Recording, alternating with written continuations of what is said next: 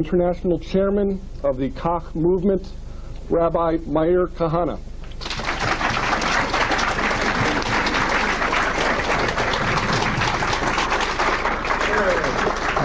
Thank you.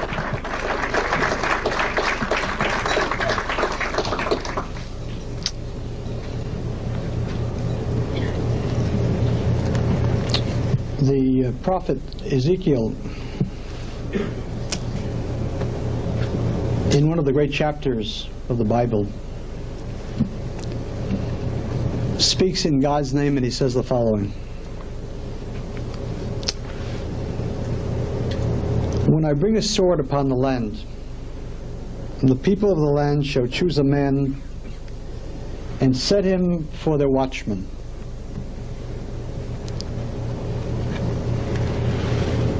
And when he see the sword come upon the land, he shall blow the shofar, the trumpet, and warn the people."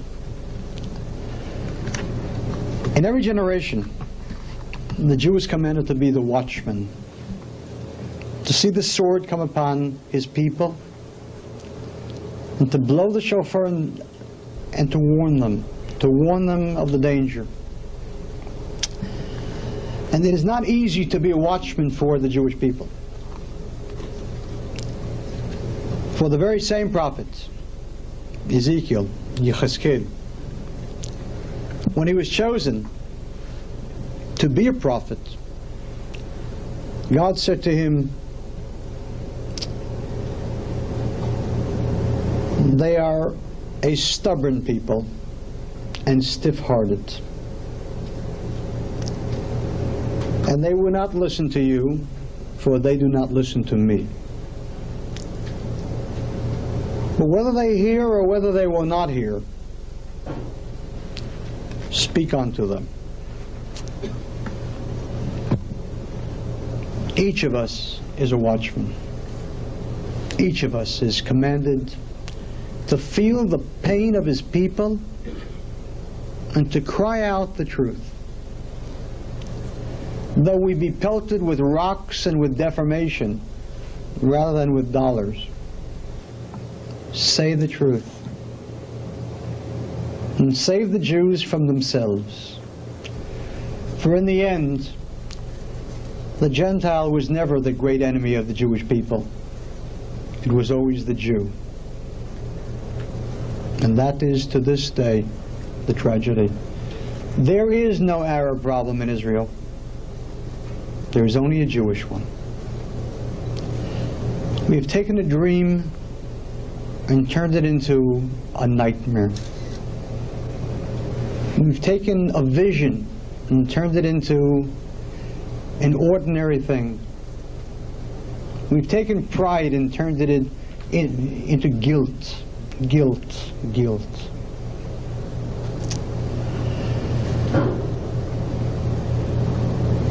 We are victims of shepherds, Jewish leaders,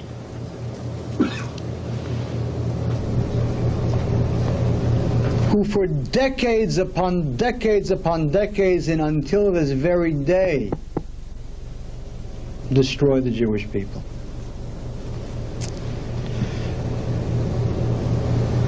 It was more than 20 years ago that I founded the Jewish Defense League. And from the first moment, the cry of the JDL as the watchman was to warn against the Jewish leaders who had done so much to destroy us.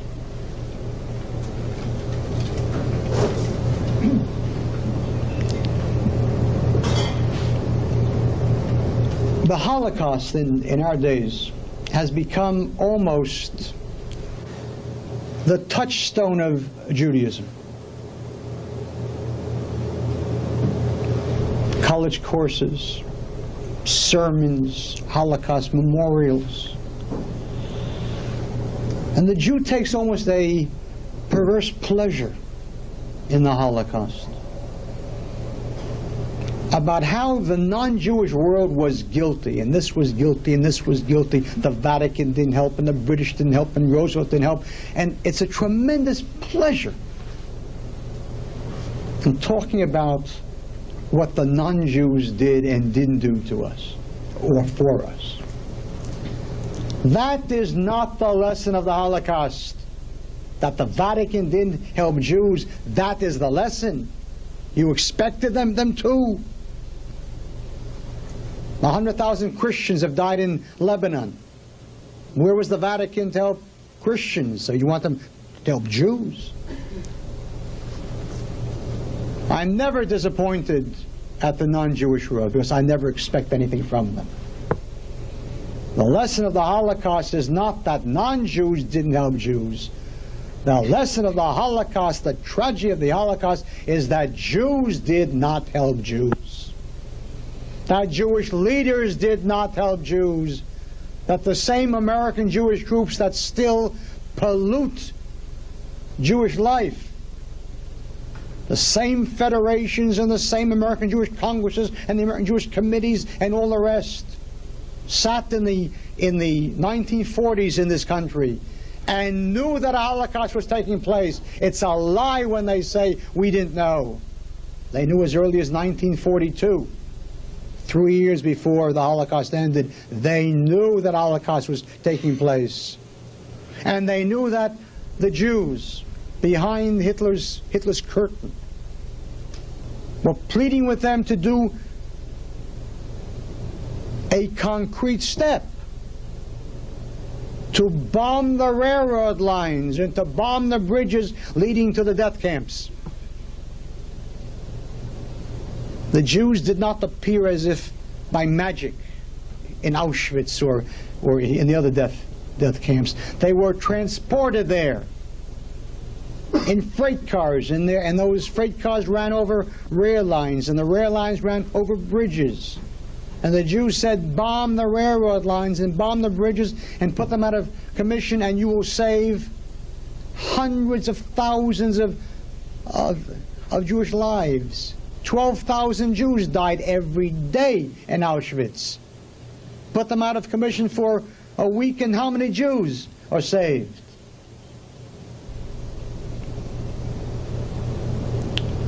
The American Jewish groups did not shake the world. The same Jews who 20 years later, in the 1960s, were marching and demonstrating and protesting for blacks and for Cubans and for lettuce and for grapes, and being arrested in Selma and in Jackson. But nobody was arrested when the issue wasn't civil rights, but Jewish lives. When the issue wasn't sitting in the front of a bus or the back of a bus, and I don't denigrate that, but it certainly was not comparable to gas chambers.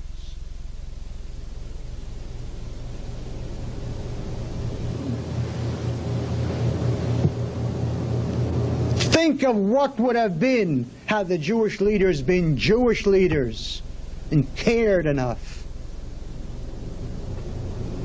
And instead of leading a march in 1963 to Washington, would have led a march in 1943 to Washington and closed down the Federation and closed the synagogues, closed down Jewish organized life, and take the Jews out to Washington to sit on Pennsylvania Avenue and block traffic and pound the pavements and sing that well-known Jewish hymn, "We Shall Overcome," and shout out that well-known Jewish slogan, "Hell no, we won't go, bomb Auschwitz." What would have happened if the Jewish leaders, led by the rabbis and the secular Jewish leaders, would have sat down and said, "We won't go, bomb Auschwitz"? What would have happened? Well, first of all, they would have been arrested, which is not so terrible, believe me. You're in and out. No sweats. But the most important thing would have been that the next day every newspaper in the free world would have had headlines, "Jewish leaders arrested, demand bombing of death camps," and they would have been bombed. And why didn't they do it? Why did they not do it? They did not do it because they were terrified that it might cause anti-Semitism and it might harm their own futures. What will the Gentiles say? More Jews have died because of that upset. What will the Gentiles say? What will the Gentile say? If he's a decent Gentile, he'll understand. And if he's not decent, who cares what he says?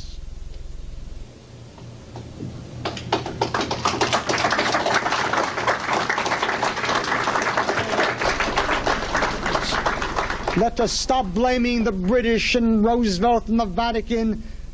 The scarlet letter is on our breasts. We are to blame. We who could have done so much and did not. That's the scarlet letter. Those are Jewish leaders. Those are Jewish leaders. Who, when Roosevelt spoke to Stephen Wise and said to him, "Don't make this a Jewish war, you'll suffer," he sat and he trembled and he made sure that it would not be a Jewish war. Or Soviet Jewry. It's a I saw that when I was home, back home in Israel. So someone sent me a copy of an advertisement put out by the Jewish establishment here about Soviet Jewry. We did it. We did it. We did it. The Jewish establishment did it. They saved Soviet Jewry. The frauds. The Soviet Jewish agony began in 1917. Does anyone here recall a single Jewish rally for Russian Jews in the 1920s? In the 1930s? 1940s? 1950s? Not till deep into the 1960s. The ones that took the Soviet Jewish issue and put it on page one were not the leaders of the Jewish establishment. They were the ones who for decades said, "Shash still." That's Jewish power. Shash still. We are doing things quietly. Quiet diplomacy. It was so quiet it didn't exist. It was Jewish militants, Jewish youth that went out into the streets against the advice, the establishment. It was they who did the kinds of things that nice Jewish boys and nice Jewish girls do not do. They used violence against Russians.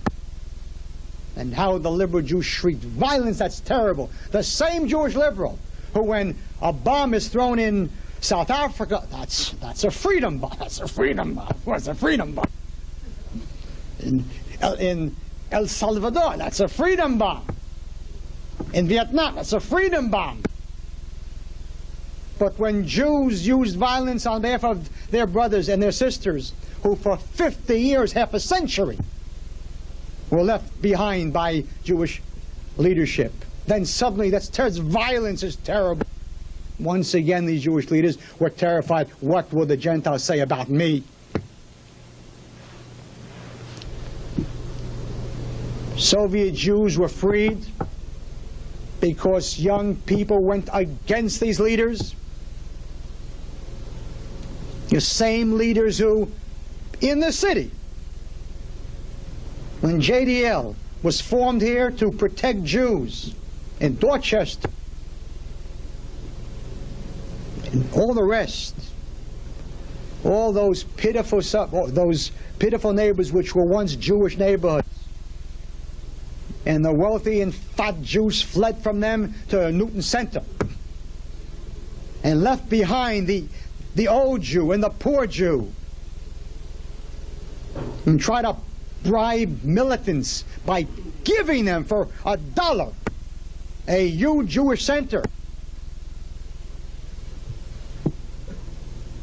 It was not the Jewish establishment, it was JDL that went into those areas with patrols and protected people, not only Jews but also blacks. Same lack, the inability to feel the pain of terrorized Jews and pain Jews and suffering Jews and oppressed Jews.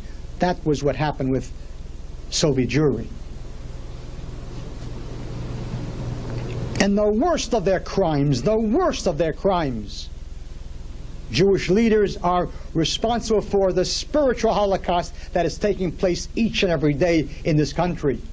The destruction of Jewish youth, assimilation and intermarriage, and just plain alienation.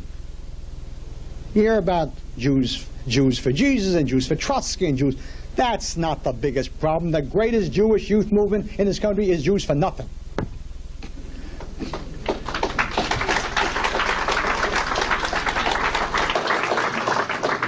And in great measure, it's because of those Jewish leaders who for decades ran around this country with a huge pot. It was called the melting pot. And they used to beat it daily and cry out the 11th commandment, thou shalt melt. Thou shalt melt. How we were told to melt. Send your children to public school. Public school, it's important that they go to public school so that they meet all kinds. And so they went to public school, made all kinds, and when they brought them home, the parents said, Gavot, where did you meet her? What did we expect the Jewish youngster to meet in public school? A chassid?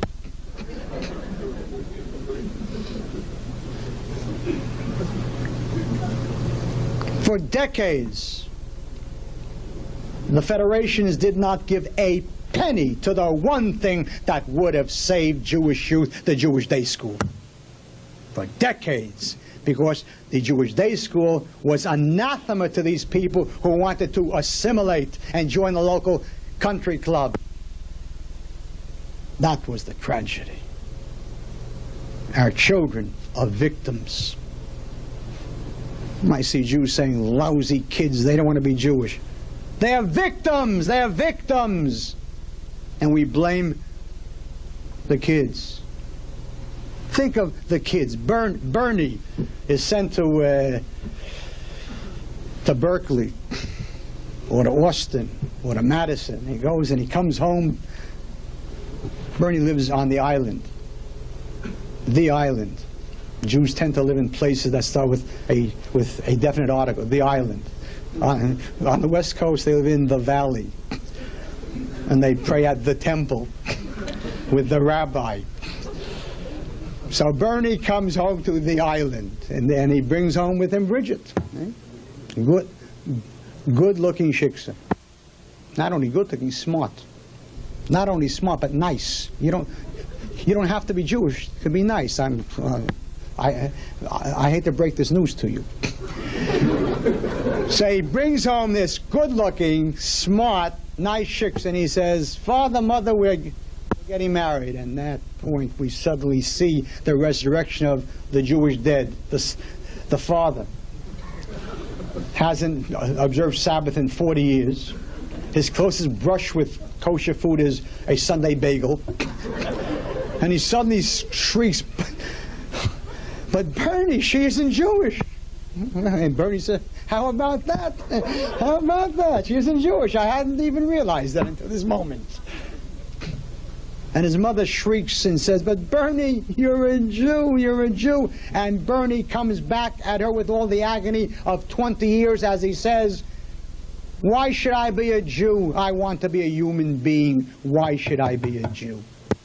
Now that is a question that in 25,000 years or more his parents could not answer. Bernie's parents are not Jewish out of any logic. They're emotional. They were born Jewish and don't have the courage not to be Jewish.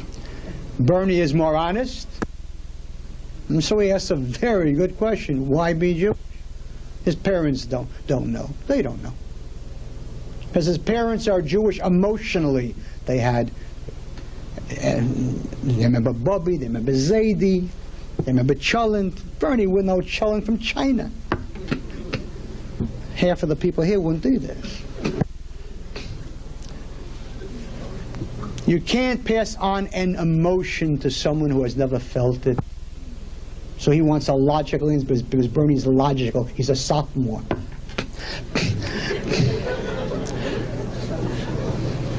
So the parents have no answer. So what do? They send him to the rabbi. Definite article. Now this rabbi is rabbi at the temple, and he is one of the great speakers of our time. Just the previous week, he gave one of the great sermons of the decade, if not the century, in which he proved conclusively, beyond the shadow of a doubt, that the Bible is a product of myths from Sumer and Babylon. I tell you, I mean, he's worth every penny that he makes of his $125,000 salary, not counting weddings, funerals, and unveilings, cash. Furthermore, the rabbi hates racism with every pore in his body. Every South African racer, he hates racism. So now he has to tell Bernie why he shouldn't marry a good-looking, smart, nice shiksa just because she's a shiksa. What can this loser say? What can this bankrupt thing say? What can he whine? So he says, Bernie, to be Jewish is ethical. Catholics can't be ethical. Protestants can't be ethical. Buddhists can't be ethical. Woody Allen can't be ethical. Everybody is ethical. Ask them. You don't have to be Jewish to be ethical. In fact, if I had $1 for every Jew who was not ethical, I might not be Rothschild, but I'd be comfortable. Now, Bernie is no fool. He knows that that's nonsense. He knows that anybody can be ethical or not. So of course he walks away in the noonday sun with his Bridget. That's the tragedy. That's the tragedy. Our Jewish leaders destroyed us in the past and are destroying us today, both here and in Israel. An intifada, we are going into the end of the second year. 2 years of the intifada. It's like hell. The same army, which in 1967, in 6 days, smashed 4 armies, 4 Arab nations, can't in 2 years put down rioting by women and children. Of course they can put them down, of course they can, but their hands are tied politically. I served in the army for 13 years. I know the orders, the insane Helm-like orders. If you're attacked by a stone-throwing mob, the orders are, you must first warn them. In Arabic, stand back. If they do not and you're still capable, your next step is to shoot in the air. If they are still coming at you and you are still capable, you may then shoot one of them in 1 foot. Those are the orders, and then if you're still alive, you may shoot freely. I put it to you that that is insanity.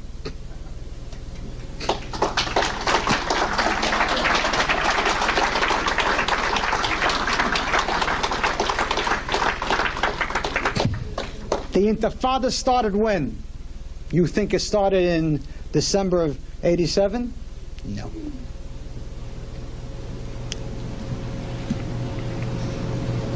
In 1920, Yitzhak Messner, did anybody ever hear of Yitzhak Messner? No. Was murdered by Arabs in Jerusalem. And in 1929, in one day, 67 Jews were massacred in Hebron. In one day. One of them was the baker Noach Immerman, whose name is not known to Woody Allen or Richard Dreyfuss or Rabbi Axelrod. Noach Immerman was killed by having his head thrust into his oven, and he was burned alive. In 1929, you know what was bothering the Arabs in 1929? The occupied lands of 1967. Nachman Segel was holding his 3-year-old child when they burst in. The Arabs cut his hand through with an axe, killing the child. They ripped his intestines to pieces and raped his wife. That was in 1929. You know what was bothering them then? The occupied lands of 1967. If only we would have given them back the occupied lands of 1967, 1929 would have never happened.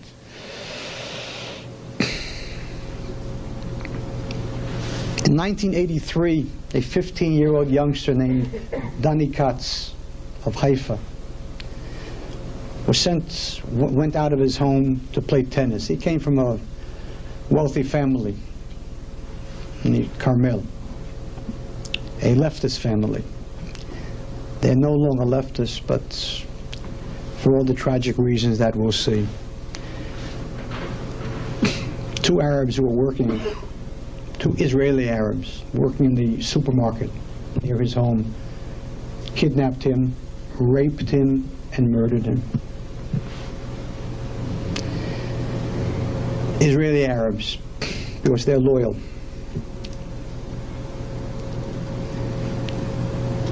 Hundreds of Jews have been murdered before the Intifada of 1987. And the Jewish leftists and the liberals and the Axelrods and the Fines and all of those, we are to blame. Micah Lerner of Tikkun magazine publishes an al-Chet for Yom Kippur, that the Jew should rise up and beat his breast because of how we oppress the Palestinian. He is a diseased mind. A diseased mind. He suffers, he is in a terminal stage of that specific form of Jewish AIDS called guilt. No one suffers from guilt the way Jews. We feel guilty about everything. We have a need to feel guilty. For 2,000 years we were losers. We don't know how to win.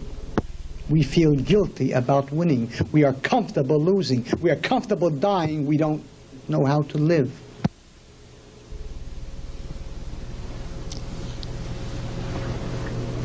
I love winning. Winning is so much better than losing.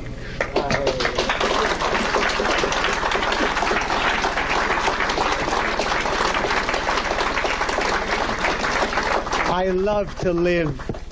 We've died so much and so often. Where is it a mitzvah to die? Where does it say it's a mitzvah to die? And what in the world and how in the world can we possibly explain that incredible statement by Golda Meir after the 73 war? I can forgive the Egyptians for killing our boys, but I cannot forgive them for making us kill theirs. That is a sickness. When my son was in Lebanon during the war in '82, he was there, artillery.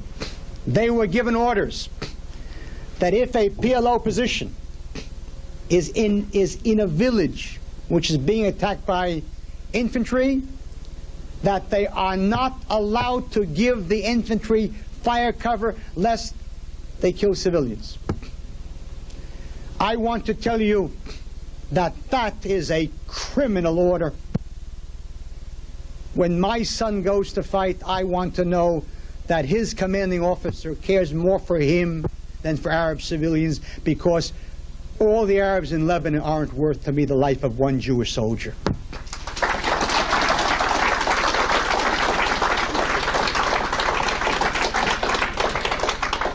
They tried to wipe us out in 1920 and 29, in 1936 through 1938, 510 Jews were massacred in an intifada that lasted for 3 years then.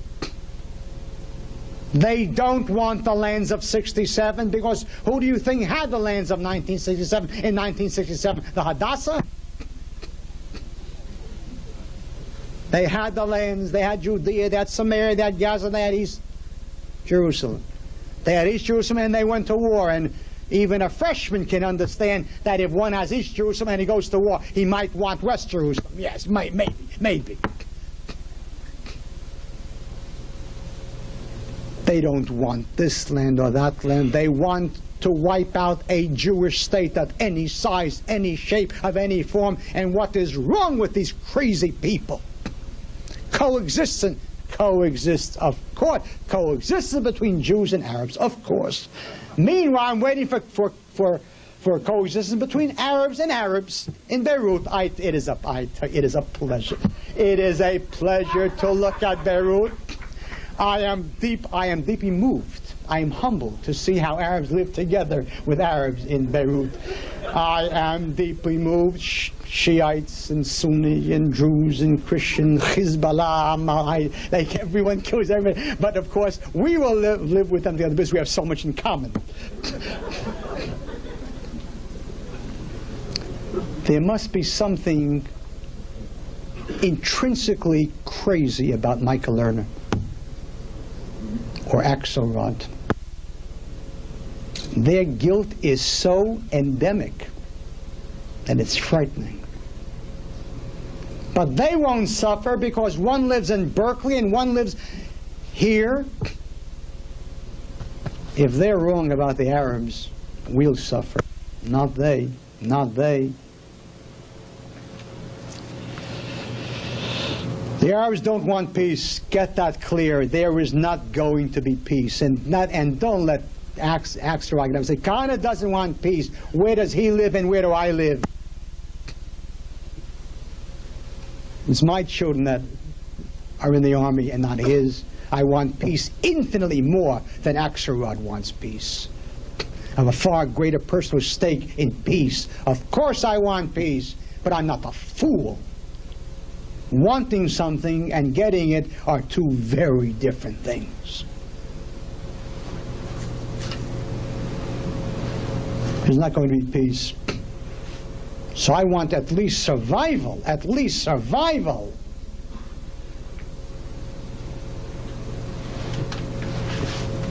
They're killing us, they're destroying us, and they are winning, they are winning, they are winning. And we are losing. And that's the tragedy. Our soldiers, the morale is broken, they're frustrated, they're bitter. Half of them want not only to leave the territories, they want to leave the country. If not for U.S. quotas, thank God for quotas on immigration, thank God. If not for that, half of Israel would be driving taxis in New York City on their way to Los Angeles. And that's not funny, that's a tragedy. That's a tragedy.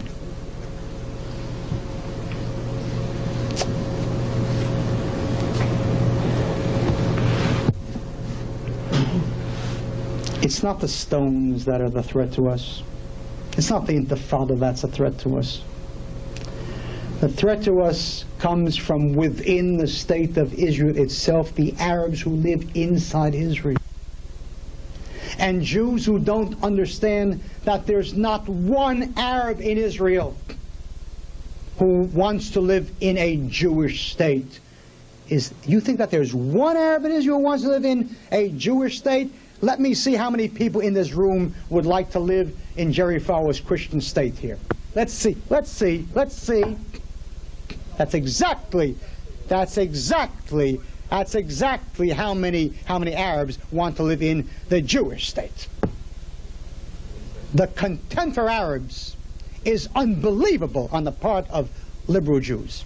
The contempt. If we raise their living standards, then they'll be good Arabs. We'll give them electricity, indoor toilets, then they'll sit quietly. The concept that you can buy a person's national pride by raising his living standards, what contempt for the Arabs. Not by bread alone shall man live. That's in the Bible. And that goes for Arabs too. They have national pride. And I hear Jews saying, but they live better than all the Arabs in Iraq. As if that matters, as if that is relevant. National pride and living in your own national home, that's what concerns the Arabs more than a living standard. And the tragedy is that liberals who think that you can buy everything don't understand that that's not true. How many times have I heard cabinet ministers, Jewish leaders, at a breakfast to raise money for the UJA, or a brunch, or a lunch, or a dinner, or a supper, whichever way Jews raise money by eating. How many times have I heard a Jewish leader, a cabinet minister, get up and say, we came to the country, we found a desert, and we turned it into a garden. Now write a check. Well, you try that on an Arab, and here's what he'll say. You're right, that's true. But it was our desert, now it's your garden. That's what the Arab will say. But our contempt for Arabs is so incredible that we understand nothing, we hear nothing, we see nothing. Is there one Arab in it, a quarter of an Arab, who enjoys living in a state that has as its law of return a law of return which applies to Jews only? If you're a Jew, you can come to Israel at any time, be a citizen, automatic. That's what the law says. That is the law. If you're not, you can't. You have to go through a process, 5 years and so on. You think that's... Let me ask you a question. That law, what if Ben-Gurion had not passed it in 1950? It was his law. What if it had not been passed, and when I was in the Knesset, I would have presented that as a bill, word for word. Do you know what they would have called it? That's right, racist. How come it's not racist now? But every Arab calls it racist. Every Arab calls it racist. How many Arabs enjoy singing their national anthem? Hatikva. Picture, please. The Israeli Arab stands up, picture the scene, rises to sing his national anthem. His shoulders are back, chest thrust out, pride coursing through his veins as he sings the words, Nefesh Yehudi Homia, the soul of a Jew yearns. Tears. And when he concludes with the words, the stirring words,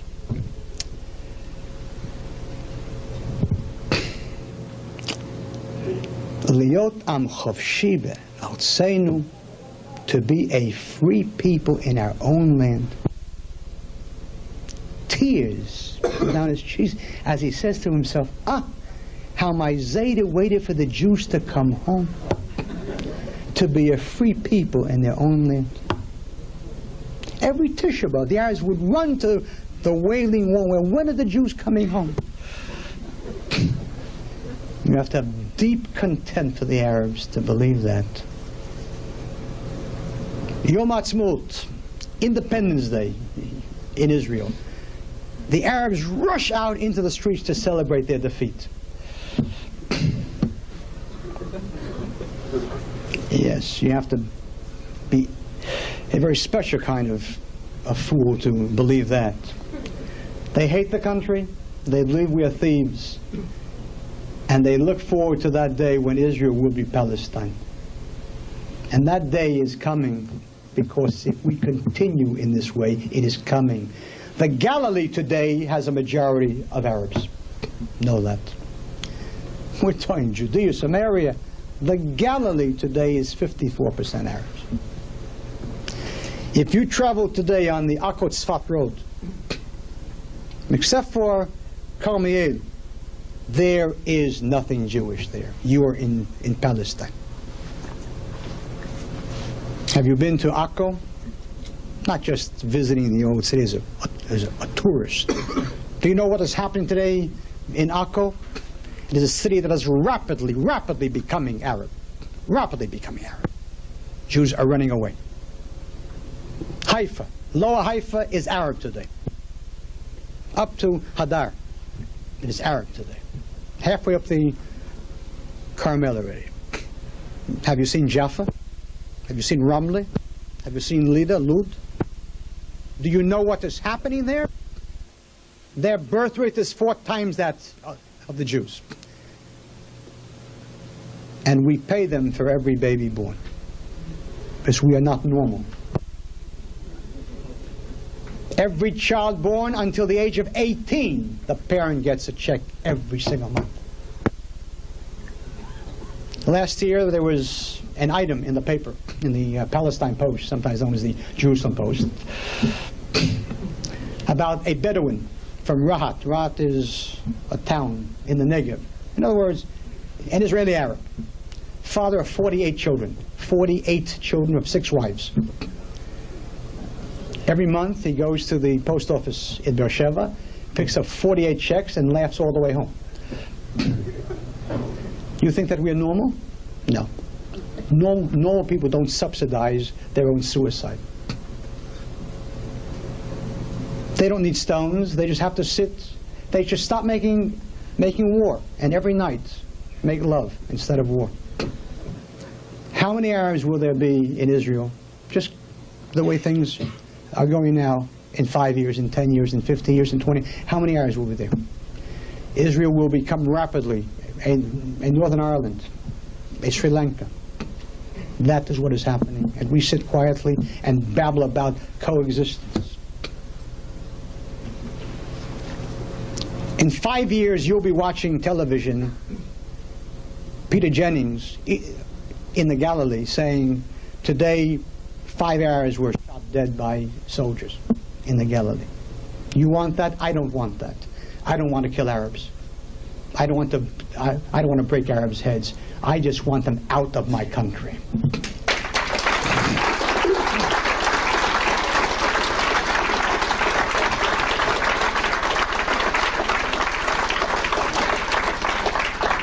Now, I wish the Arabs well elsewhere. May they live happily elsewhere. They have 22 countries. Let them live in 1, 2, or any of them. I don't have 22 countries. The Jewish people doesn't have 2 countries. The Jewish people has 1 country. And on that there is no compromise. I want them out. I don't want them to kill Jews, and I don't want to kill them. Let them hate me outside the country. Let them live happily or unhappily with their own cousins in Jordan. If they want to call Jordan Palestine, fine. If they want to call Jordan Axelrod, whatever they want to call it. Whatever they want to call it, they may call it. But not in my country. I want them out, and they will go. And they will go. So people ask, but how can you throw out 1 million people? So first, it isn't 1 million people. It's about 2.3 million people. Let's get facts straight. What do you mean, how do you throw them out? In 1945, the Poles and the Czechs expelled 12 million ethnic Germans from their countries. Do you know that? After World War II. 12 million Germans who had lived in those 2 countries for 1,000 years. Do you know why? Because in the years preceding World War II, those ethnic Germans, Sudetenland and Danzig and Silesia, were a 5th column that brought on Hitler. So when World War II ended, and the Poles and Czechs licked their many, many bloody wounds, they, in their own way, said, never again, and they threw them out. And the Poles didn't stop and say, but what would the world say? And what will America say? And how can we throw out 12 million people? They gave them 48 hours and said, what you can carry, take out. And they left. And they left. And they're now living happily, or I don't know, happily or not happily, in West Germany. When India and Pakistan came into being in 1947, 18 million Hindus and Muslims exchanged. They fled. Cyprus is now quiet. You know why? because the Greeks fled south, the Turks fled north, and now for all purposes it's two separate countries. Not happy, but quiet. They want the Arabs out. How will they go? They'll go on naked buses. How will they? What is this? Some technical question you're asking me? Technical question? Who will take them? They will go to South Lebanon, which we control, and Jordan, which we will seize the bridges, send them over, and then give them back the bridges. We're talking about our survival. Of people who want to exterminate us, and Jews sit and say, "But it isn't moral. It isn't moral. It isn't moral. It's not moral to take people who for 70 years have tried to wipe us out and throw them out. That's not moral." The immorality is that every single Arab who was not thrown out and who murdered a Jew, that's what is not moral about it. And every Jew who sat for all these years and said Kahane is a racist, it isn't right to throw them out, and he kept the Arabs in, and the Arabs murdered a Jew, the blood of that Jew is on that Jew's head. Morality. That is what the Talmud says. If one comes to slay you, slay him first. That's what the Talmud says, not Kahane. If you're not happy, you can burn your local Talmud. But before people like Axelrod and such types, ignoramuses of the worst sorts, babble about Jewish concepts. He would know a Jewish concept if he tripped over one. His greatest blessing is that the students at Brandeis know less than he does. That's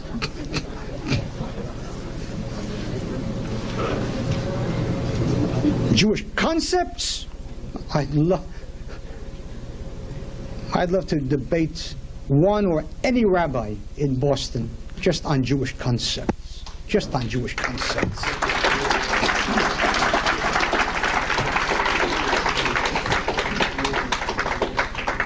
What will the world say? But what will the world say? What will the world say? What will the world say?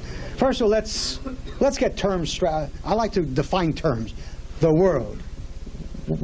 Singapore, Hong Kong, Ecuador, right? Colombia. You don't mean the world, you mean America, right? In 8 seconds, I've now shrunk the world for you.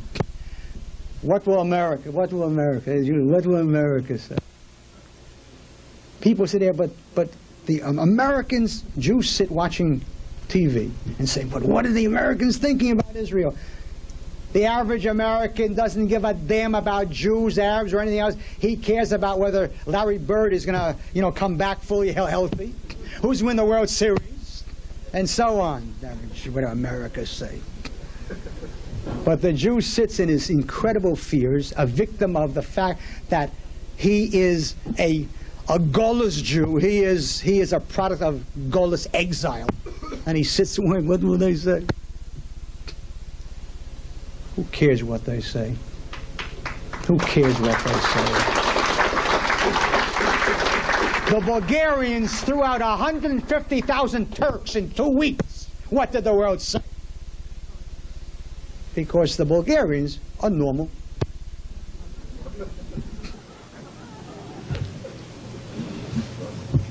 First of all, what in the world makes you think America will say anything? Is there anyone who thinks that America backs Israel because Israel is nice? If you think so, you had better go and take your poli-sci 1.111111 course over again. Countries don't back countries because they're nice. Countries back countries out of self-interest. That is the name of the game. There are no allies, only interests. America backs Israel out of interest. And we go and say, thank you, Massa, like some plantation darky. When I was in the Knesset, so Bush visited Israel. At that time was the vice president, and he sat in the gallery there, the VIP gallery, and Peres at that time was the prime minister, and he welcomed me. I tell you, it was a speech that would have gone over well in Minsk. We thank you. I thank you. What are you thanking him for? We're partners here. He gives us money. We give him the Haifa naval base free for the 6th Fleet to use anytime that it wishes to. What would that cost him in the Philippines, and in Portugal, and in Greece, and in Spain? The U.S. Armed Forces have used the Negev for years now to store hundreds of millions of dollars worth of arms in case of war there. Where else could they do that? Where? Egypt? To be stolen in 3 days.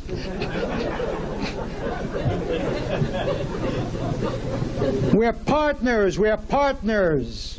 We give and we get, and they give and they get. And you speak like a partner and not like some slobbering slave.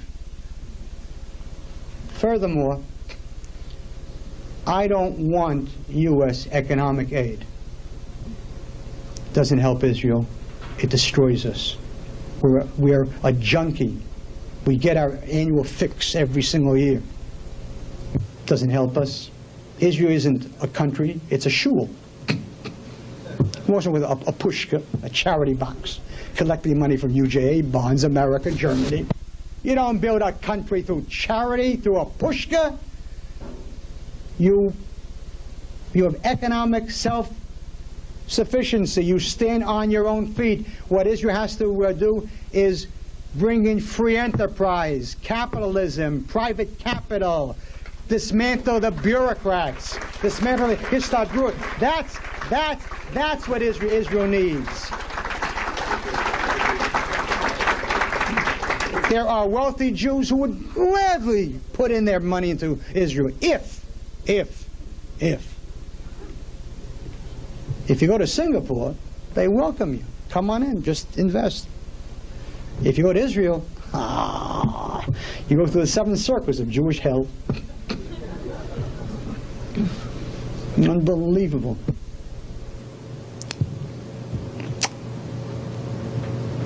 Let him come in, build a factory for us, give jobs, export, hard currency. Don't tax them. Let them make money. In fact, cut taxes inside Israel. Let people breathe. Let them make a living. And if you do that, within a year, 100,000 people who left Israel will go back to Israel. I know Israelis who over there didn't work. Never worked. They came here, they worked 15 hours a day. Why? Because they can make profits here, they can make money here, they can get ahead. Let them live, let them make money. In Israel today, you want to open a store? Over here, you want to open a store, you find a store, you open a store, come on. Over there, it is an adventure. You need a permit, Rishayon, the Yeshua to get the Rishayon, Rishayon to get the Yeshua to get the Rishayon, and all the while you're paying taxes before you even open the store.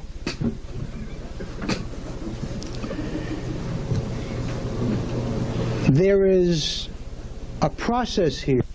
It's not an accident. The government knows that political power is built on economic power. And if they lose economic power, they'll lose eventually political power. A free society is free. Is free, and that's not good for people who want power. Throw out the Arabs. I wish them well. I really do wish them well. I don't hate Arabs. I love Jews, which is not easy.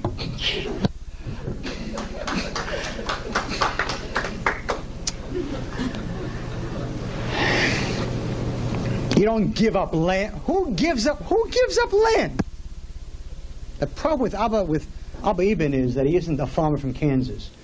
A farmer from Kansas wakes up at 4 a.m., finds someone on his field. What does he do? Multiple choice. Does he walk out and say, "Good morning, sir. I realize this is my field, but but you take half and I'll take it." Or does he walk out with his shotgun and say, "Fella, you have about 3 seconds to get out of here, or I'll blow your head off"? Farmers are normal. Abba Ibn comes from South Africa and from Cambridge via South Africa. He doesn't know what land is. Doesn't appreciate what land is. Who gives up land? Who gives up land? And especially if you're the winner. They started 4 wars with us. They lost 4 wars. And now they say, okay, let's have peace, give us land. In my book, winners win and losers lose.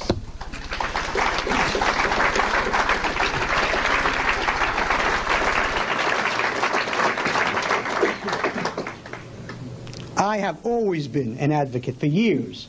Land for peace. I'll take the land and we'll give them all the peace in the world. But it's not going to be the other way around.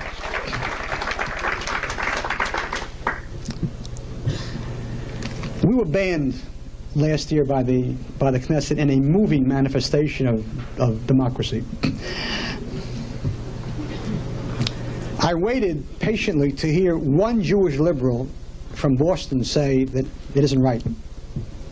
I wait and wait and wait. They also serve who only stand and wait. I never heard any Jewish liberals say that. Had they banned one of the Arab parties, oh boy, Leonard Fine and Axel, all of them, and Michael Lerner and Woody Allen. I tell you, Woody Allen. The protests. Democracy is being destroyed in the Jewish state. We were banned, and not one Jewish liberal got up and said, the issue is not Kahane, the issue is, if you ban him, then tomorrow you ban that, and so on. And where does it end? You don't ban parties. You let parties run and you let people vote, or not vote for them. It's their choice. We were not banned because I'm a racist. That's absurd. I'm a racist? If any Arab wants to become Jewish, he will be as Jewish as Meir Kahane. That's racism? I was banned for one reason only. They were terrified that I was going to get a lot of seats.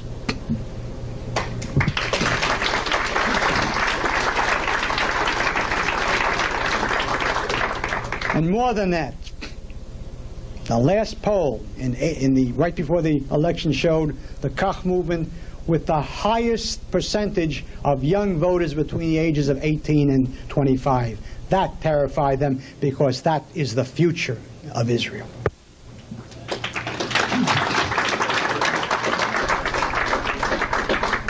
And the Likud led the battle to have us banned.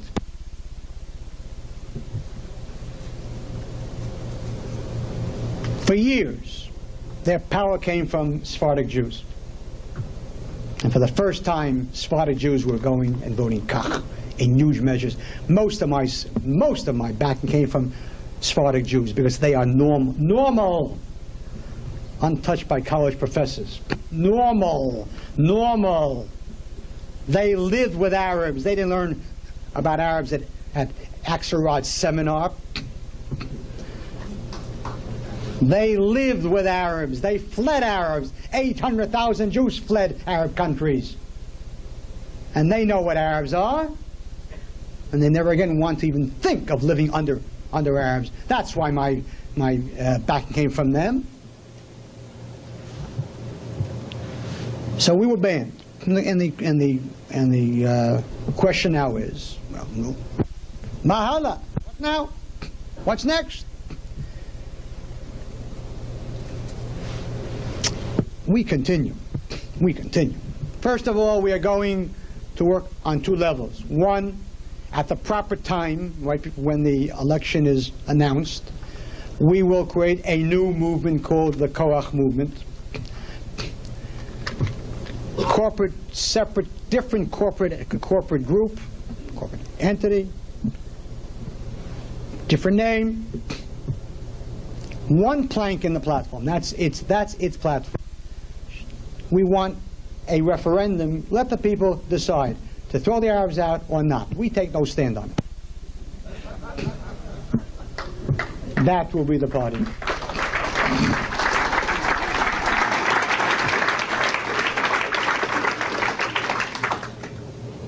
But in the meantime, I really do want a referendum.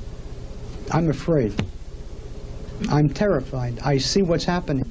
I'm afraid that we don't have time. I'm afraid that time is running out.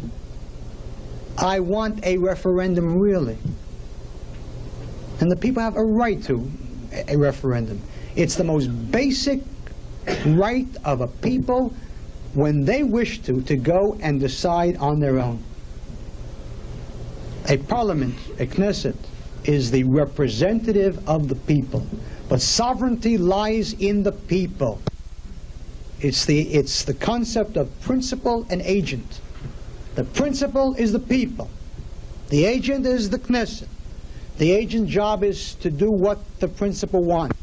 But if the principal wants to dismiss the agent, it can do so and say, on this issue, I want to do it myself. And there are numerous cases when on basic issues, referendum was the answer in many countries. When Great Britain was thinking of joining the EEC, and it was a tremendous issue, a tremendous battle, yes, no, it was not Parliament that voted on it, it was a referendum. And the same thing happened in France, and in Norway, and in Denmark. Chile has just had two of them. In Switzerland, major issues are regularly decided by referenda. We want a referendum because the country is being torn apart. Once and for all, let's settle this already.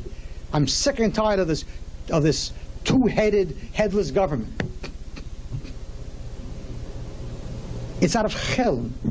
Shimon Peres comes to New York, and on the same day, so does Moshe Erez. One checks into this hotel, that one checks to that hotel. One calls a press conference for 10 a.m., calls for noon. At his conference, he says yes, he says no. Not only is it ludicrous, it's a tragedy. We have to decide, we have to make decisions to give up land or not to give up land, ever. To annex the land or not.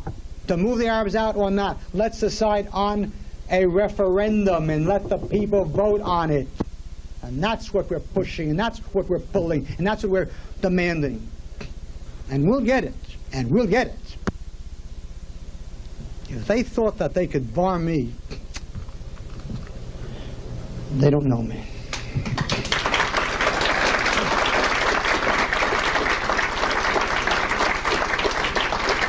One final word to you people who are living here in the States. I want you to know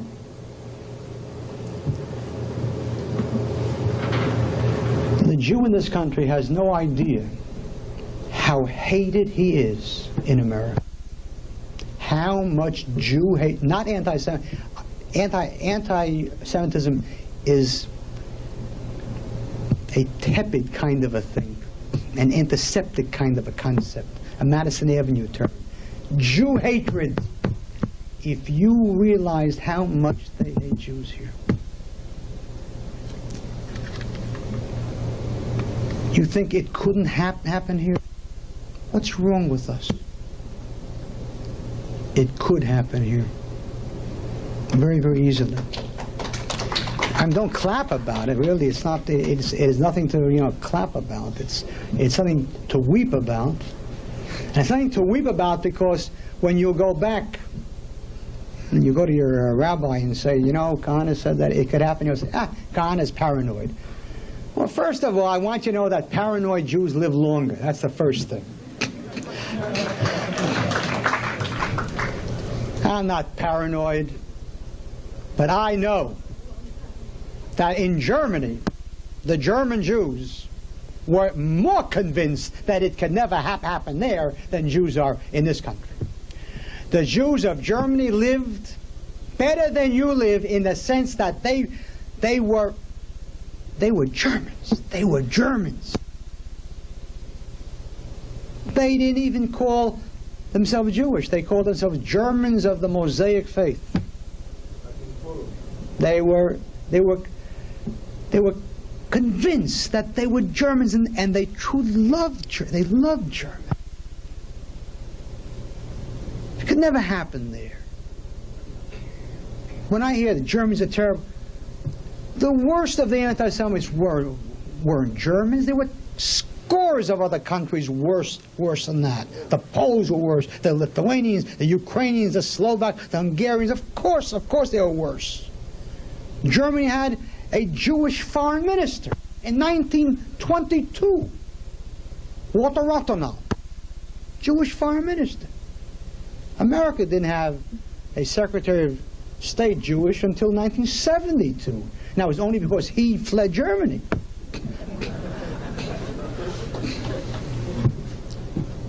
The Jews were convinced it could never happen there. And it did happen there, not because Germans have horns and tails. Germans don't have horns and don't have tails. That's the tragedy.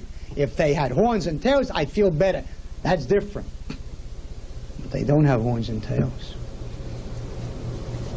What happened was that there was a terrible economic collapse. And they lost their savings, and they lost hope. And when someone loses hope, he'll do anything to get it back. And that's what Hitler did. He gave them hope again. And the Jews were the price. And they did it knowing that the people of Bach and Beethoven and Goethe and Fichte and Hegel went and said, all right, do it. Do it. It couldn't happen here. Are we insane? Our problem is that the average Jew doesn't really know Gentile. He may work with Gentiles, but he doesn't know them. There's a dinner at the National Conference of Christians and Jews. The black-tie Jews come, the black-tie Christians come, sit and exchange jokes, talk, plaques. This, your plaque, my plaque, plaque, plaque, plaque, plaque, plaque, plaque, plaque.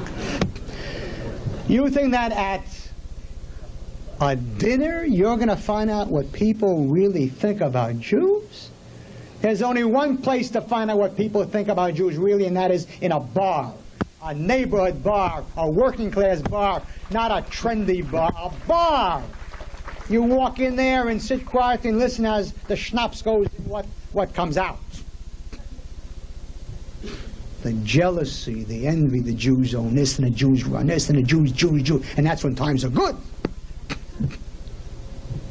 God forbid should there be an economic collapse in this country. God forbid. A people that is hooked on what was once luxury and which today are needs will not easily give it up. And they'll blame the Jews and not the blacks, because the anti-Semite blames Jews for everything, including blacks. That's the tragedy. So we sit and we ignore it, and I don't want to see it, and I don't want to think about it, and it will go away. Nothing goes away. It becomes worse. You have to deal with it. And the answer is, look, I founded JDL, but I never deceived myself into ever thinking that JDL could ever save Jews if, God forbid, the government went, the economy went. JDL was necessary and is still necessary to deal with neighborhood thugs and hoodlums, and so of course it's necessary, of course, but it can't save Jews if, God forbid, the whole country goes. And the answer is Aliyah. We waited 1900 years for a state, and we prayed, and we 3 times a day, may our eyes behold our return to Zion, and now there's a Zion in. We sit in Brookline. What's wrong with us? What's wrong with us? Go home, and especially the young people, especially the young people. This summer, take off from school. Go to Israel. Find a school there. Yeshiva, better. If you like it, stay. If you don't like it, leave the yeshiva, but stay in Israel. Get married. Get married. Have 1 million babies. Every Jewish child is a gem, a gem, a gem. We owe Hitler 2 million babies. Pay him with interest.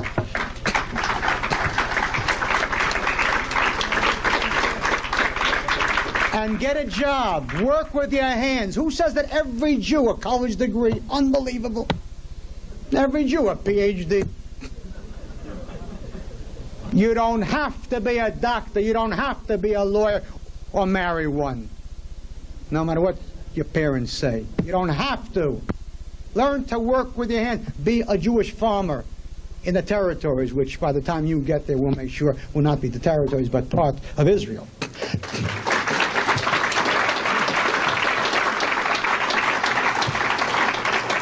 And plant a tree. You know what a Jewish tree is? And believe me, no one is going to burn them down when we're in power. Burn a tree. Take a tree and live there and live on the settlement. And someday, when you're older, and you're sitting with your grandchildren in a settlement now become a town, and you tell them how it was then, it was difficult, and you tell the whole story, and your grandchildren look up at you and say, ah, Eza Saba, what a grandfather, Eza Safta, what a grandmother. Then you know what Jewish nachas is. Then you know what Jewish nachas is. When I went on Aliyah, I took my youngest son, who was at that time 4, to Hebron at night. It was a tremendous night. It was a beautiful night. The stars, the whole sky was ablaze with stars.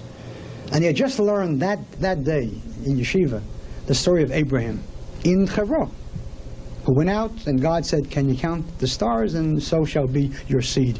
And I said to him, "Benny, you see, that's the way it was that night, and maybe you're standing right where Avram stood." And he looked down at his feet, because you can't do that in Brookline. That's what being Jewish is. Let me tell you what hell is and what heaven is in Judaism. I don't know, but let me tell you what I think. I think it means reaching the age of 70 or 80 and looking back upon your life. And if you look back and say, "Oh, what did I do? What a waste." That's hell.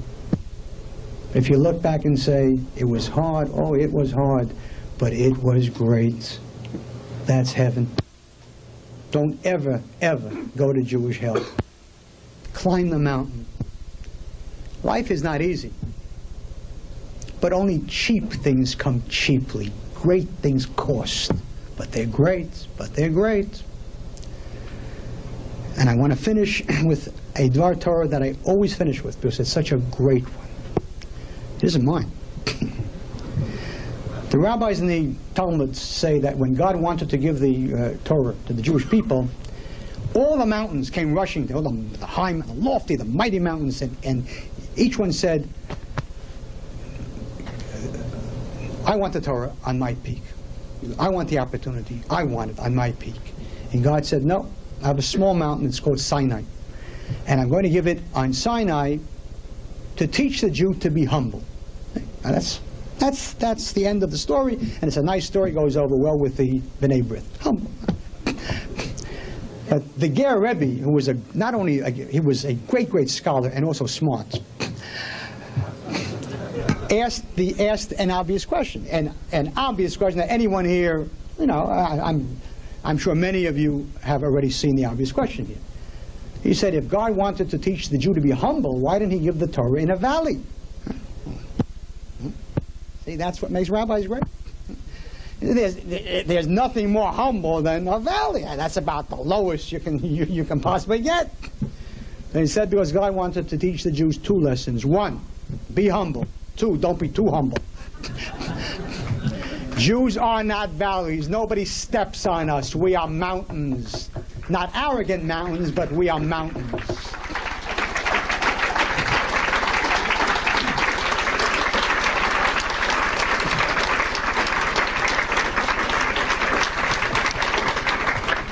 So no guilt,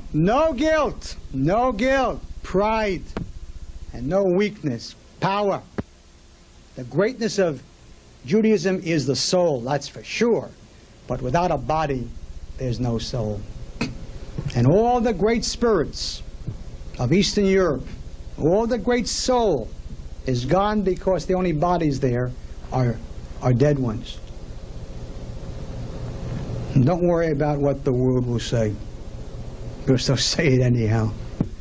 And I'd rather have a state of Israel that is hated by the whole world than an Auschwitz that's loved by it.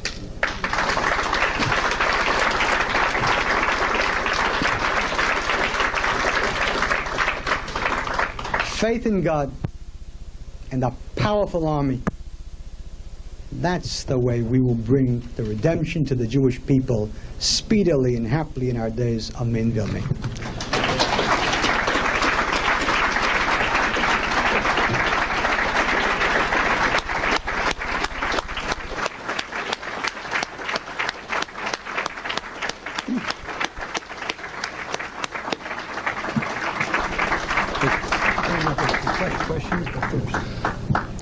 We're going to be taking questions from the audience in a few minutes, but in the interim, I find myself in the unenviable position of following the Rabbi. And we'll start with the questions. Okay. All right. If everyone will be seated, then we can begin. Otherwise, it'll be difficult.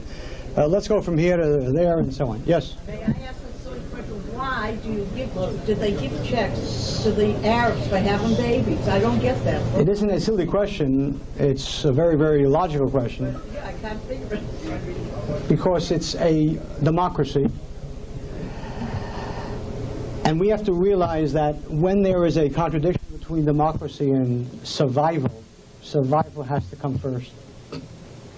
I'm all for democracy for every Jew, but not for my enemies. Because that's suicide and not survival.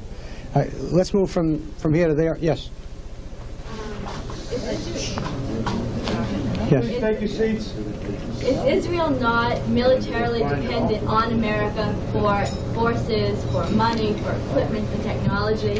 And I believe the answer is yes. If that's so, would it not be almost suicidal for Israel to engage in transfer? First of all, Israel is not dependent upon that for Israel from America. It is not. If Israel will have to go alone, it has the weapons, and it has weapons which America would not like to see Israel use.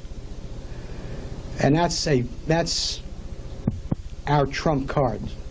We have a lot of weapons which are not happy weapons, and which we wouldn't like to use.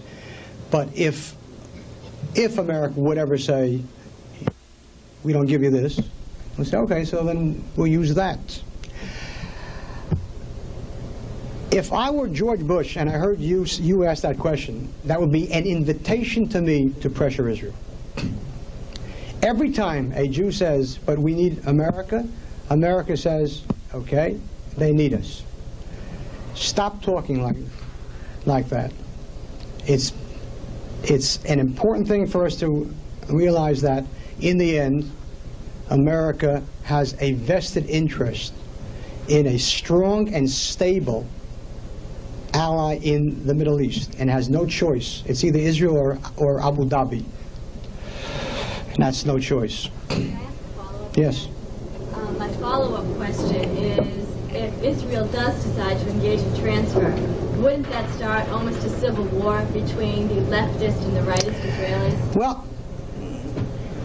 why doesn't the leftists worry about if we give up land, won't that start a civil war between the right and left? Our problem is that we sit and worry about every possibility that might come up. I hope it doesn't happen. Secondly, I want you to know, don't overestimate the left inside Israel. Their greatness lies in the fact that they have control of news media. And so you think that they're a tremendous force inside Israel. All the kibbutzim together, all of them in Israel, make up less than 3% of the country. All of them together. If you look at the elections, at the voting, you'll see the left is in a pit, the far left, a pitiful little thing. I hope to God Jews will never, ever, ever, ever lift hands against a second Jew. But if it will be the will of the majority in a democratic fashion to transfer the Arabs out, we will expect the minority to accept that, just as they would expect us to accept the fact that if they give up land, that is the will. You can't have your cake and eat it too. Yeah, yes, yeah, okay, yeah. Ruling out this transfer, if you were a high Israeli government official and you knew the figures precisely about Aliyah and Yeridah, Yes. and you could project out birth rates for Jews and Arabs, you had all the figures, computer printouts. Yes. But ruling out, this government official is secular, he may be on the left, so ruling out this transfer, right now, what do you decide to do? I don't know. You generally decide to do nothing. That is always, You're telling me that is the Shamir plan. Tomorrow will be a better day. there's nobody with any kind of brains to foresee. It's not a question of brains. No, it is a question of... Project out. What's gonna, I understand. you have a catastrophe in 10 Right. years looming. Right. You've got to decide now. So he sits and he says, but America, what he says is that question you asked. But my God, America won't do this, America won't do that, and so on. We'll have to hope that somehow there will be maybe 5 million Jews are gonna come tomorrow from there. True, you're right. Practically speaking, you do not hope for that because history shows that. Okay, look, you asked me a question. I can only give you an answer if you tell me, or if you ask me, what is your view, what do you say? I can tell you what I can't tell you what people who are irrational. You have your ear to the ground. You're in the Knesset. You must have heard something about speculation. I'll do better. I'll do better.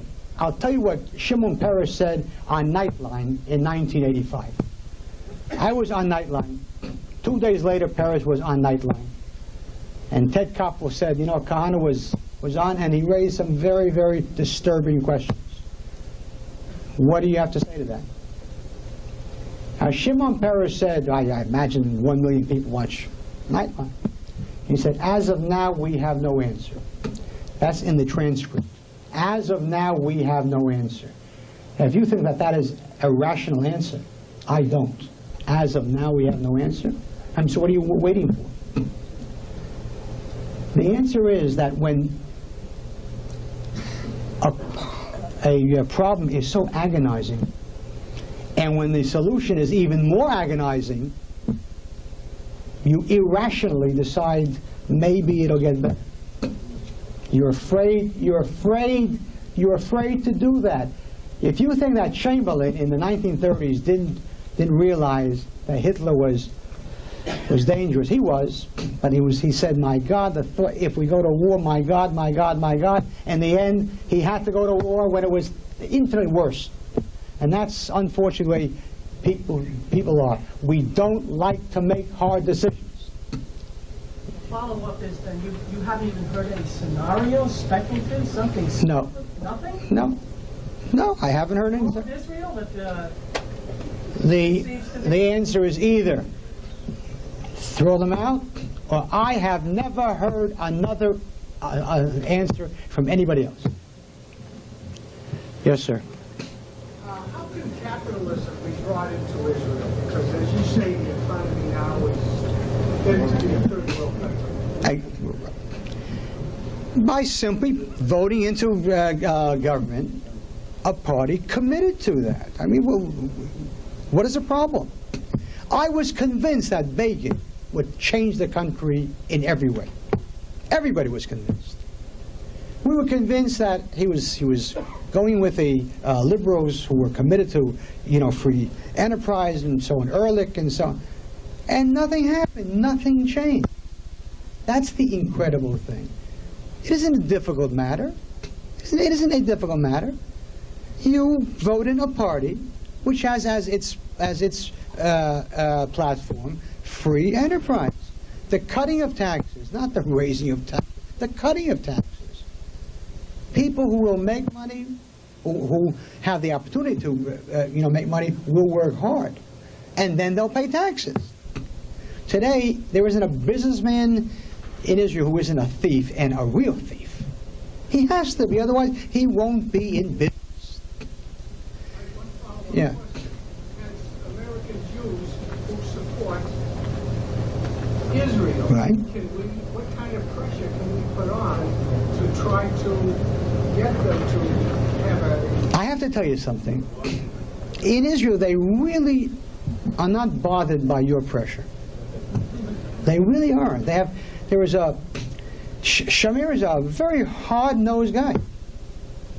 He doesn't really care what you say unless he thinks that you really represent a lot of people, a lot of money, and you don't, because the real big people either don't care or are on the left. And that's a tremendous tragedy. You make sure that I get to become the Prime Minister, and then it'll be okay. Yeah. In the back. Rabbi, on Sunday at the Park Plaza, I was told there's going to be an all-day... I'm sorry, what? On Sunday at the Park Plaza, there's going to be an all-day conference taking the media to task for its anti-Israel bias. Uh-huh. What would you say would be practical actions that Jews could take here that to turn around that kind of distortion and lies that we hear daily? I have to tell you honestly, and I must be honest with you, I don't care. I really don't care. It bothers me more that Israel TV is worse than Peter Jennings. That's what bothers me. It bothers me that Mabat, the main news in Israel at 9 p.m., its editor is an Arab Druze named Rafik Halabi. He tells me what I'll see. And what I see is never some poor Arabs whose home has been demolished, and they sit and crying, what did we do? Well, you didn't do anything. Your son killed a Jew, otherwise nothing much. That's what bothers me. An interview with the parents of some kid who was killed. Of course, nobody ever says why he was killed and what he did. It's bad here. It's worse there because they brainwash the youth there. And those are the future soldiers. And these kids grow up saying, are we right? Are we wrong? And if you don't believe in the justice of your cause, you're not going to win a war. Now, having said that, I don't really care. I'll answer your question.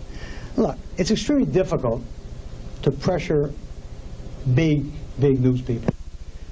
You have in this city two viciously anti-Israel papers, Christian Science Monitor and the Boston Globe, and I mean really vicious. I live in Israel, and we hold press conferences, and when I look at the foreign press people seated around that table, I say they must have been chosen in Damascus. I mean, not only anti-Israel, a lot of them really openly anti-Semitic. And I don't know, certainly I don't know what you can possibly do except mount an ongoing campaign of demonstrations at the Boston Globe, or more important, try and patronize the other paper, the Herald, whatever it is over here. And you don't have to like the Herald's policy. That's not the point here. That's not the point.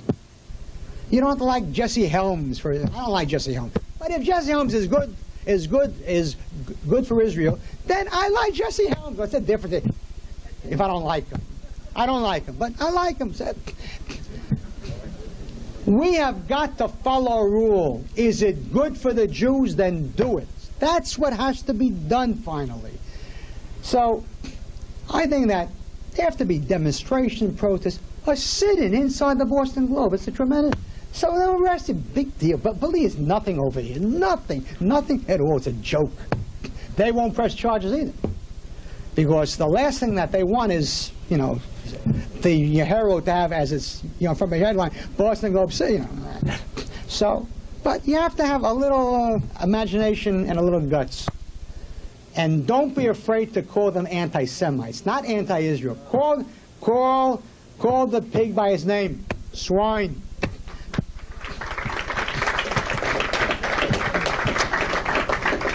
Yes, this side, this is the, yes, yeah. I was wondering, Why don't you get up so they hear you, yeah. you said you'd like to call for a referendum to Right. have to vote on whether to transfer the Arabs out of Israel. Do you Right. believe that would pass? Do I what? Who would pass? That would pass. Oh, you had better believe it. I think that people don't have the slightest idea of how much silent support that Kach has. And not only there, there are untold numbers of closet supporters who every morning walk into their closet, close the door, say Kahane is right, then fix their tie, and then walk out straight again. Inside Israel, you have enormous numbers of people who walk over to me and say, "Ata tzodek, you're right." These people think what I say. Just give them an opportunity to vote on that, and you'll be stunned. You'll be stunned. Bear in mind that the Sephardic Jews in Israel today make up 60% of the Jews. And that's a good figure. What would you do if the government just stops you? That's the problem. If what? If the government what? The government will stop you. The government will not allow it. If the government won't allow it, then I think that Jews should sit down in the streets and not move. You can't arrest 10,000 people.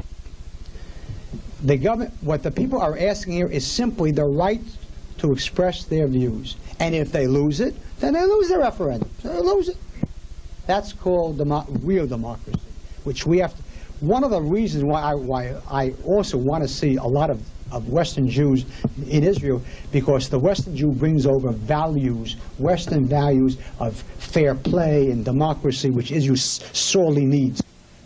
Yes. Yeah. Rabbi, first of all, it's a pleasure to have you in Boston. Oh, thank you. It's a pleasure to be in Boston. We all recently read that in the United Nations, every year, the PLO and the Arab states try and have a negative vote against Israel. And for the first time this year, we see many of the Eastern Bloc countries in the Soviet Union not siding with them, but siding with Israel, Right. not voting at all. Right. What's your opinion on that? What's happening in the world? I don't know. I don't know really. I mean, I think it's amazing things. Amazing things are happening in Eastern Europe. Amazing things. But if I were Lloyd's of London, I wouldn't insure Gorbachev's life.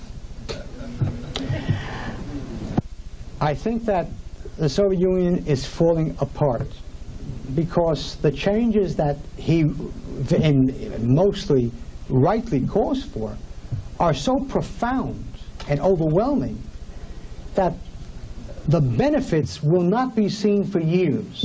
And in the meantime, it's falling apart. I'm not so sure that the hardcore communist and the officer corps will stand for that, especially when the most burning issue of the nationalities, if Latvia and Lithuania and Ukraine and the Asian republics, if they start to, if there's real violence there, the empire stands to collapse, and they won't allow that. They won't allow that. And if there's a reaction, and he goes, don't fool yourself. I've heard people say Stalinism can never come back to Russia. That's not true. That's not true. It can be there, like that. So I'm delighted at what's happening. I don't really grasp it yet. It's too amazing. And I don't know what will be tomorrow. So I'm very, very happy. But I would not like to see a détente between America and Russia go to the extent that they will both get together to pressure Israel. So so let's look at it, and as they say in the Talmud, respect him and suspect him. Kabdeu v'chashdeu. Yes. I'd like to say something as a quick follow-up. Very recently, an interesting thing happened to me where a Lebanese Christian at a gas station I was at saw me wearing a yarmulke and said to me, you're a Jew, obviously, and I said, yes, expecting some type of comment or anti-Semitic remark. what I got from him was, when is your army going to go in and take over our country to stop the fighting? You're right. You're right. Well, our army went in, and if Reagan wouldn't have stopped Begin 4 more days, it would have been over. It would have been over. One of the many tragedies of Begin was that he gave in. What would have happened if Begin would have said no? What would have happened? Nothing would have happened if he would have gotten sick for 4 days. And Sharon would have cleaned up the city, finished, and wiped physically, gotten George Habash and Arafat and Fatma. What a pleasure. And not only that, but 241 Marines would be alive today, among other things. I want to get somebody. That hasn't spoken yet.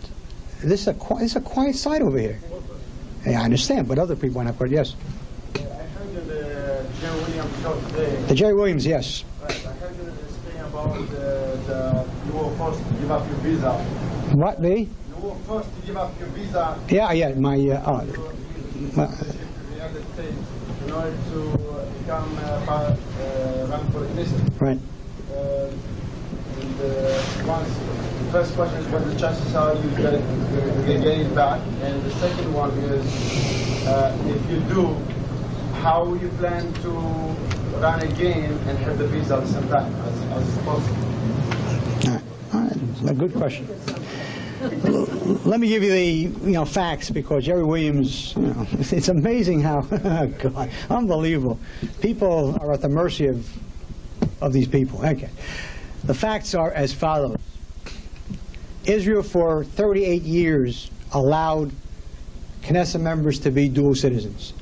Golda Meir was the prime minister and died as a dual citizen. For 12 years, Moshe Aaron sat in Knesset as a dual citizen, and there were many, many others. And then I came into Knesset. So the Knesset passed a law stating that for the 1988 elections, a person could only be a citizen of Israel, would have to give up his other citizenship unless the other government refused to accept his waiver of citizenship.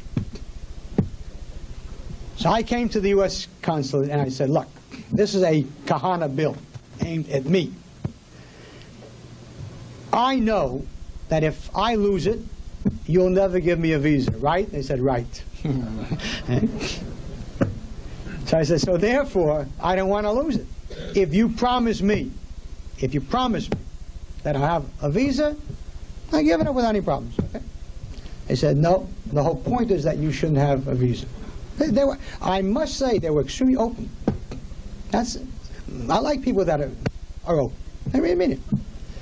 So I said, look, I have to do it, but I'm letting you now know that it is under duress. I don't want to do it. I'm being forced to do it, and I expect you, under the terms of this law, not to accept it. And actually, they accepted it. But I also said, it is conditioned on my being able to run in the election. If I don't run in the election, then obviously I'm not giving it up, because I already knew what the Israeli government was planning. First of all, to get me to give up the citizenship, and then ban me from running, which they did. In the moment that I was banned, I cabled the state department saying the condition has not been met, therefore I have not given it up. So they wrote me back saying, you have. I said, I haven't. You have. It's in the courts today. It's in Washington, in federal district court in Washington. The only problem is that the judge, who was my judge in the case, is the judge who sentenced Pollard to life imprisonment. And I tell you, listen, when God wants to save someone, he first really puts them in boiling oil. Now, in any case, I'm going to win the case. I'm going to win the case. I have a good lawyer and so on. Your second question is, well, if you do win it, and then you do run again, you'll have to give it up again. I may have to at that point, but it'll be worth it to be prime minister, and maybe they'll let me in as prime minister. I don't know. Because if they don't, then I'm not going to let George Bush in. Yeah. What's the reason you didn't want, after you give up your citizenship, you didn't want to let you become part of the nation? What's the reason for? What's the reason? What's the reason of not letting you run after you give up your citizenship? Oh, because that's what they wanted me. They wanted to have it both ways. They were out to get me both not to run and also to lose, and also to lose access to a visa. How did they justify it? They don't have to justify anything. Israel does not have a constitution. Israel does not have a Bill of Rights. Israel can pass laws tomorrow saying that every third person has to jump 5 feet every single day. That's the way it is. That's the way it is. They don't have to justify anything. You're speaking like in America. In America. Rabbi? Yes, sir. Quick question. Steve. We're treated every day to the horrors of the 4 Arabs being shot.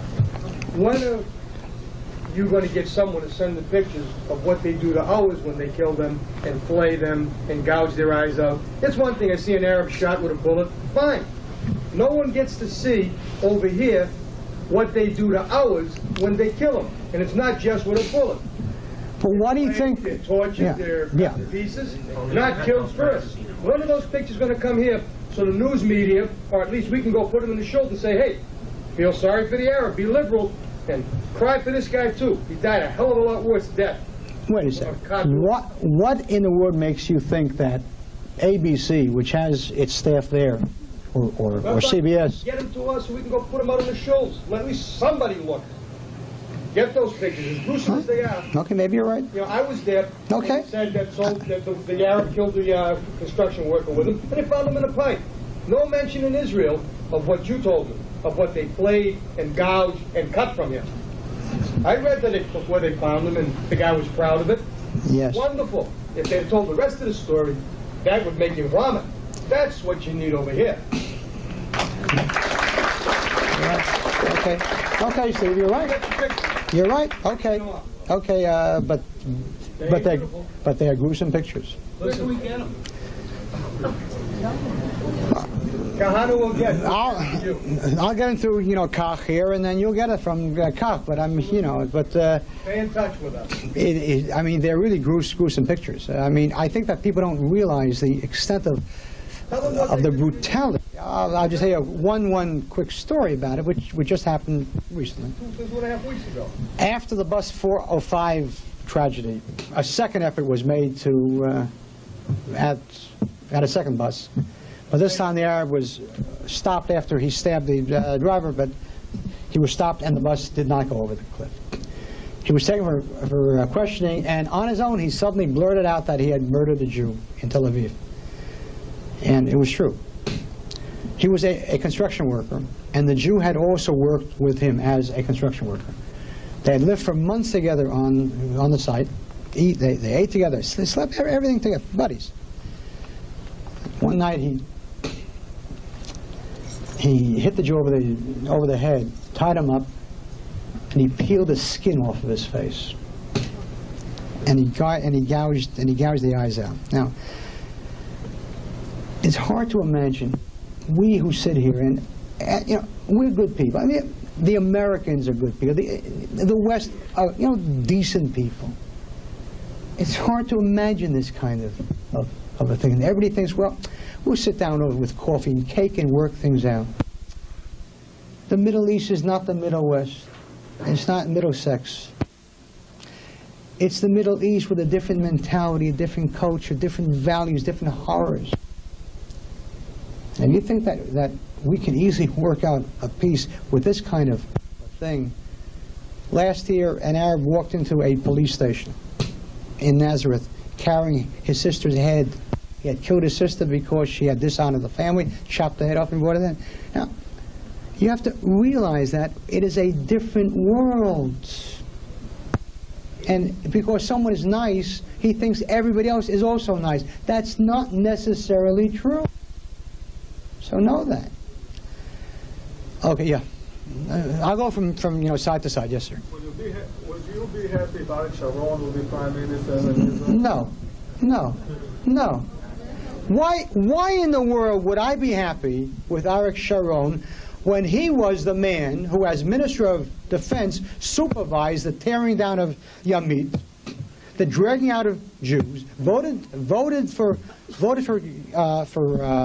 Camp David, received a phone call on Saturday night from Begin in New York saying, we're about to sign it, will you put up any objections to Sadat's demand that the Jewish settlements be taken down? And he said no. And for that he became Minister of Defense. No, no, no.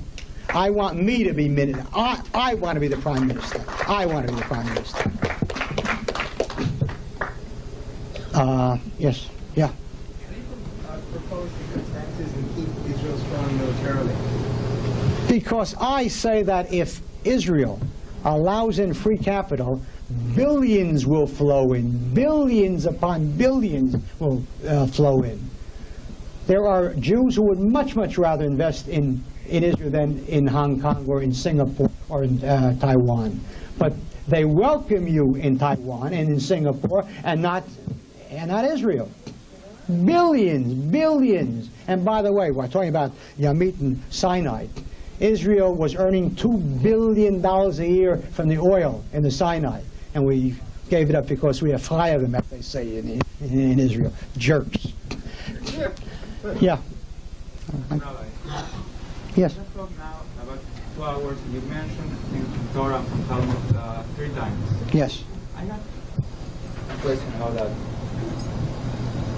You are telling people what to do according to politics. There are hundreds of thousands of politicians all over the world giving all kinds of opinions about Israel. You are a rabbi. And I read in your books and some other rabbis' books also, when the Mashiach will come, peace will come automatically. Right. Mashiach now, Shalom now. So what do you tell the people to do mitzvahs? To be a Jew not only the politic way, go to Israel, be a Zionist, also in the Jewish way. Go to Israel to be a Jew, not to assimilate in there. Go to Israel, to go to them every day, to keep Shabbos, to keep kosher, to bring Mashiach, to bring peace. You're certainly right. But one of your problems is that the basic problem, the question was, quickly, and basically that why did I just speak in terms of politics, of political terms, and why didn't I speak in terms of the Jewish people should become good Jews and observant Jews, and that will bring the Mashiach, and then peace comes. First of all, let me say this to you. Your problem is that you think that when I say we have to transfer the Arabs out of the country, you think that is politics. That's halakha. You think that when I say that Jews should live in Israel, that's a political thing. That's halakha. And one of the reasons why I say that is because so many Jews who say we should keep Shabbos don't know that you're right, but we should also toss out the Arabs. So that is halakha. Secondly, and I think it's an important thing, I found over the years with JDL, thousands upon thousands of Jews became observant Jews, but we didn't first start telling them to be observant Jews. We found that if you first have someone become Jewish, eventually he will move up to becoming an observant Jew. And one of the great things about Kach is the only religious party in Israel that has succeeded in getting the majority of its voters non-observant Jews. That's a great, great thing. A great thing, because Israel is polarized. It is split down the middle. Everybody hates everybody else there. And you come to a Kach movement, we are a religious party, and you see people with streimels and no shirts, all kinds of people. All kinds of people sitting together. That may be the greatest thing that Kach ever did.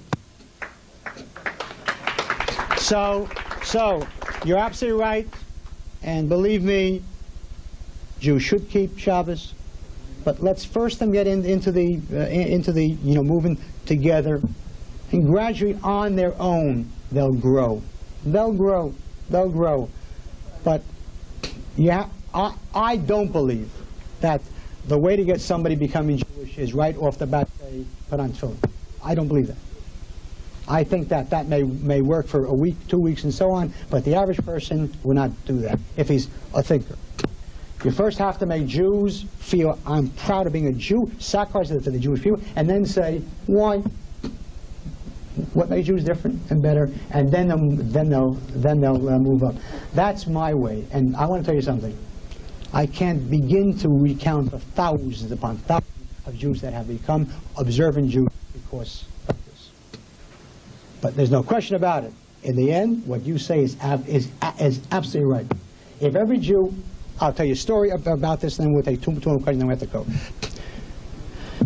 I was once in a debate with a leftist in Israel called Meir Pa'il, a real leftist. So he said, yeah, we were in the debate, and he said, we must give up land. So I said, it's terrible. What if we give up land and then there's no peace? So he says, you have to gamble. So I said, that's fine. Let me tell you something. If you put on tefillin for 30 days, then the Mashiach comes. So he laughed. I said, gamble. No. The fact of the matter is, you're right. We should really gamble on tefillin rather than giving land. Apparently, it's harder to put on tefillin than to keep land. So therefore, since it's harder, you have to do it too. But first get the people in and let them feel, if people will love Kach, they'll eventually start doing that too. But you can't force them to do it. It has to be something that comes from them. And believe me, it will come from them.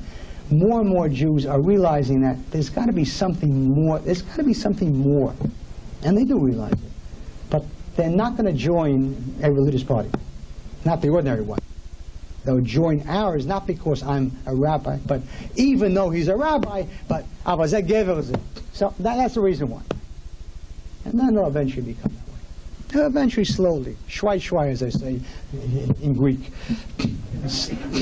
in Arabic, slowly, slowly, lat. Yes. I'd like to ask you a question about Sure. the Jewish establishment. I'm sorry, what? The Jewish establishment issue you had mentioned. Yes, yes. I can understand your thoughts of the Jewish establishment here in the States and the problem we're having with that. But it seems like that's all that we have is the Jewish establishment as far as ideas are concerned. So having just that and the problems with that, and just being, every Jew has a nefesh, a soul, and you like make us feel that we have that soul, and this is just too much.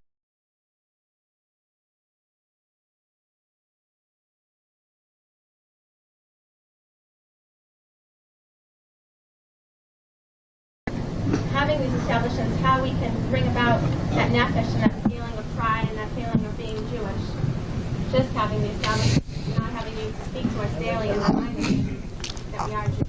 I don't know whether you can ever bring that into those people. Not that they're bad people. They're not bad people. They're not bad.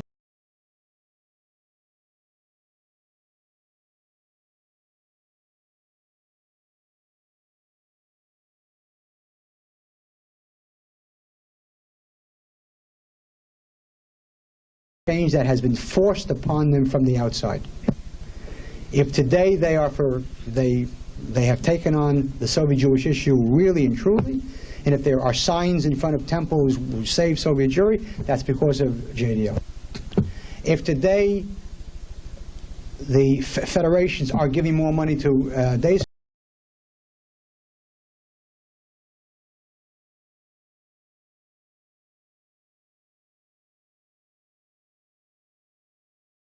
came there, took over the offices, took over the entire building, took over the telephone, Shalom, JDL, Federation, and so on.